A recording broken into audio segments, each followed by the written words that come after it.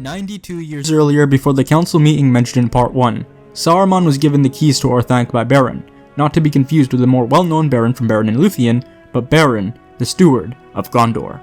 The Orthanc stone appears to have been at this time long disregarded by the stewards.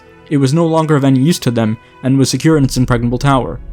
Isengard remained a personal possession of the stewards, but Orthanc itself became deserted, and it eventually was closed, and its keys removed to Minas Tirith. If Beren the Steward considered the stone at all when he gave these to Saruman, he probably thought that it could be in no safer hands than those of the head of the council opposed to Sauron.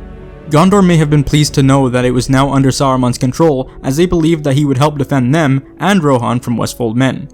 Saruman was now in control of Orthanc, and was now in possession of the Orthanc stone in the tower, but he did nothing to help Gondor or Rohan. He simply locked himself away. And he was the only one who was keen to find and use the stone, after studying Gondor's records and learning its uses. But not even the rest of the White Council cared for it then, and the reason for that, just as many others like the stewards, was because they did not regard them as much of present importance. They were things that belonged to the history of the kingdoms of the Dunedain, marvelous and admirable, but now mostly lost or rendered of little use. It must be remembered that the stones were originally innocent, serving no evil purpose. It was Sauron who made them sinister, and instruments of dominion and deceit. Later on, Saruman eventually cut himself off from the council and made Isengard his own. They had not met again since TA 2953. Saruman told them that the One Ring was lost somewhere in the Great Sea, and could never be found, clearly lying to throw them off the trail, and perhaps eventually claim the ring for himself. But once he finally began using the Palantir, Sauron was now able to manipulate him into serving him. This wasn't too difficult for Sauron to do because of how poisoned Saruman's mind already was.